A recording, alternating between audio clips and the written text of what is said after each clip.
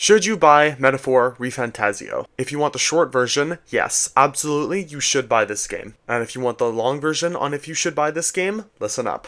I have only played Metaphor Refantazio for about 10 hours now, and this video is by no means a review of the game, but a sort of first impressions and actual offering of, look, should you buy this game? And in my opinion, of course, I feel like you should. If you are a fan of any of Atlus's past work, this is a culmination of all their best traits formed into one and with even more improvements. What Metaphor Refantazio is for Atlus is like what Elden Ring was for From Software. A chance to break out of their niche and into the mainstream. Because let's be honest here, yes, Dark Souls is obviously a niche game, but still sells millions of copies. But it still stays within that niche market of people who love Souls games. And then you have Elden Ring, something that just blows up over 20, 30 million players, just absolutely exploded into the mainstream. One game of the year, is one of the greatest games of this generation alone, and is still being played and talked about to this day. And that's what I feel like Metaphor Refantazio is for Atlus. Metaphor Refantazio sold 1 million copies in its first day. It is their fastest selling game, and by far, I'm pretty sure it is one of their highest rating games as well, with about a 95 on Metacritic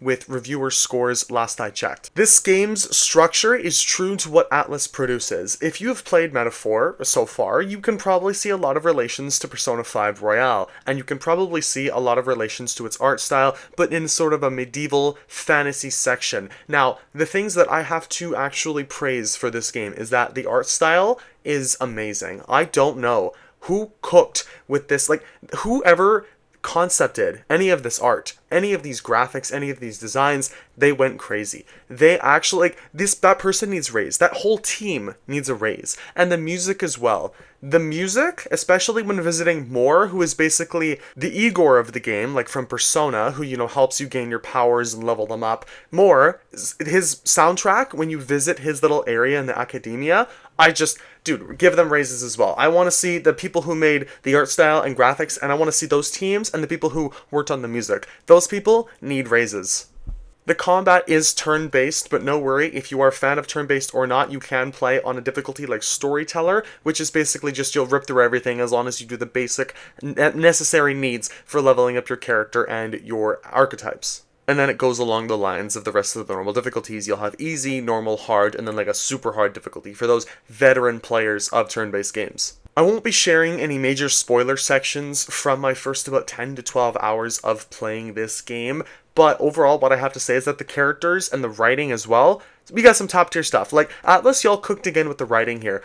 I feel like Persona is really known for its in-depth characters and its social links, and that returns again in Metaphor Refantazio, as well as the archetypes. The archetypes are basically just personas, except they're more medieval, right? They're more metal looking, right? They're more like robot metal looking, and there's like a lot more. I've unlocked Healer, I've unlocked the Seeker, I've unlocked Knight, and then I've unlocked, it was another one I completely forgot. I've also unlocked Gunner, but I need to find a social link to correlate that, so I can't wait to find a Gunner. And then there's also another one like a Brawler, right, where you can just beat the shit out of people. And you can unlock and actually upgrade those archetypes using Mag, which is its own little currency you use when you go to More. Now, to unlock these and upgrade these archetypes, you need to level them up in combat, and then you actually need to have the corresponding social link, we'll call it, level up as well. So you need to hang out with them more, proceed through their story and like just spend time with them basically like you would in Persona with the social links. The first dungeon that you visit as well, and yes, I am saying this, the first dungeon, like in Persona 5 Royale, plays a lot like Persona 5, right? You're going through a huge section,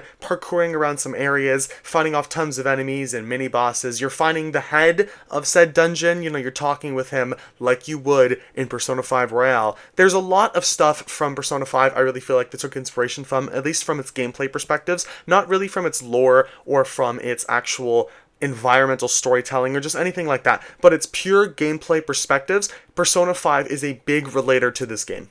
But the one thing that I absolutely love about Metaphor Refantazio is that you are not forced to go into the turn-based combat every time you want to fight an enemy. They actually added a new system where you can just run up to people and just beat the shit out of them, right? And if they're low enough level, you'll just instantly kill them. If they're higher level or a mini-boss, if you sneak up on them, you can get a critical and stun them, which means you can have 2 or 3 sets of turns, or you have to fight them off before they have a chance to hit you, which then initiates combat with you and when they get a turn.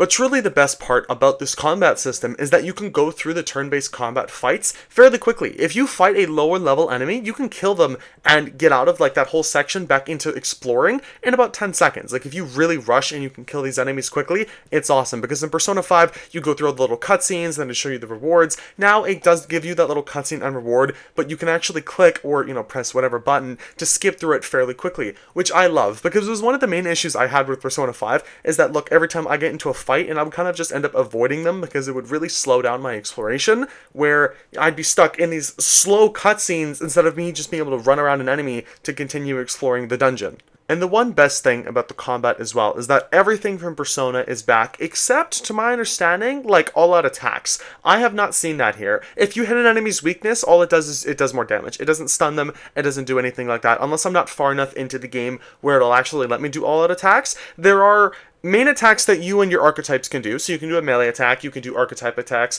You can also press Q on keyboard. I don't know what button it is on, controller, but you can also do attacks with two people. So say myself and then my boy Stroll, right, we'll be doing an attack that does fire damage to everyone, right? And it'll do like this special little animation or cutscene. It's basically like a mini all-out attack, or like in Persona 5, where you and another character can do a move on everybody, which I think is pretty cool. But to my understanding right now, unless it happens a bit later, there's no all-out attacks. But there is still weaknesses, there's resists, enemies can still block attacks, which pisses me off, because if I'm using like electricity on a skeleton, I guess it makes sense, but it's kind of annoying that I'll be hitting a skeleton and then, they just take no damage. The main intro to this game as well, before it actually throws you into a dungeon, I want to say is about 2 to 3 hours. You're going to meet some characters, you're going to get introduced to archetypes, you're going to get introduced into the main combat systems, and you're going to get introduced to the characters overall. And the one thing that really surprised me, and is actually funny, because it still continues to surprise me every time I pick a dialogue choice, is the majority of the main character's dialogue, which in Atlas games it usually isn't, is actually voiced. Our character has a voice. Not like the, stuff where he'll say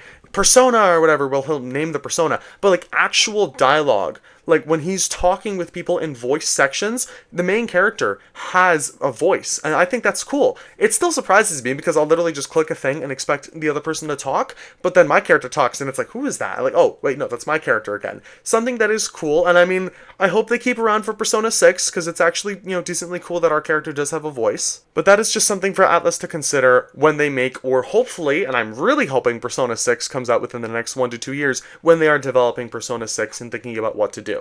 If my first 10 hours of Metaphor Refantazio, with its characters, with its story so far, with its art design, its graphics, everything in between, is an indication of what I'm about to play for the next 80 hours, Atlas, y'all cooked, honestly. Completely worth the day one buy from myself. I highly recommend that you do buy and play this game, especially if you are a fan of Atlas's previous work. And even if you aren't, I feel like this is a good starting point to get into games made by Atlas, because it has so many similar systems to past games that if you go back to their previous games, it'll feel the same. It'll feel like, look, yes, this is an Atlas game, and some of you might not like that, right? Some people might think, oh, I like them to innovate through every title, but then it's also familiar, right? So you're not playing a massively different game, but it does have different story, characters, art style. But each game from Persona 3, 4, 5, and Metaphor, and even like Soul Hackers, their other games, they do all have that similar feel, but they all are different in their own way. So that is the video. Thank you for watching. If you did enjoy and do agree with me, disagree with me, let me know down in the comments below.